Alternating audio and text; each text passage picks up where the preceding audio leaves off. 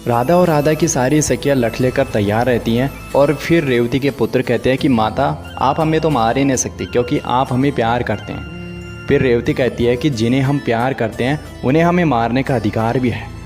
उसके बाद में राधा कहती है कि इन सब पर लठ चलाया जाए। उसके बाद में राधा की सखियाँ सब पर लठ चलाने लगती है, बस श्री कृष्ण को छोड़कर। फिर राधा श्री कृष्ण से कहते हैं कि हम भी खेलते हैं होली। फिर राधा श्री कृष्ण के तरफ लठ लेकर भागती है तो श्री कृष्ण भी भागते हैं और श्री कृष्ण बीच में से गायब हो जाते हैं। फिर राधा उन्हें ढूंढती है।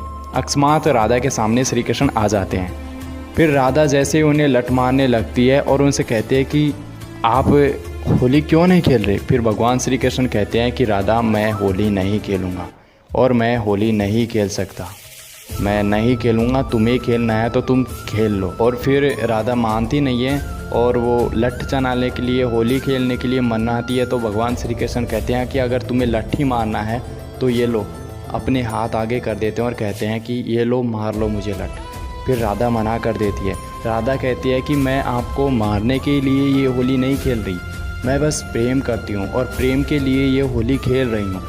फिर बलराम देख लेता है तो बलराम कहता है कि जिसके लिए ये आयोजन किया गया था उसको तो एक लठ पड़ ही नहीं रहा। फिर बलराम कहता है अरे इसे तो कोई मारो। उधर फिर दूसरी तरफ राधा की एक सखी आ जाती है भगवान श्री कृष्ण को लठ मारने के लिए। तो राधा बीच में ही आकर उसे रोक लेती है और भगवान श्री कृष्ण के ऊपर गिर जाती है। फिर भगवान श्री कृष्ण उन्हें पकड़ लेता है। फिर भगवान श्री कृष्ण उन्हें कहते हैं कि आप इन्हें भी लठ नहीं मारने देती, आप खुद में नहीं मारने देती, मैं तो बिल्कुल भी नहीं खेलूँगा होली। आपको खेलना है तो खेल लो, मैं यहाँ से जा रहा हूँ, मैं बिल्कुल भी मेरा मन नहीं है और मैं नहीं खेल सकता होली तुम्हारे साथ।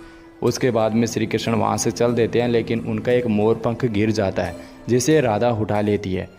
उसके बाद में भगवान श्री कृष्ण बलराम के पास पहुँचते हैं तो बलराम कहता है कि जिसके लिए ये होली खेली गई थी उसे तो एक लठ पड़ा ही नहीं और हम सबका यहाँ पर मार मार कर बुरी हालत बना दी है।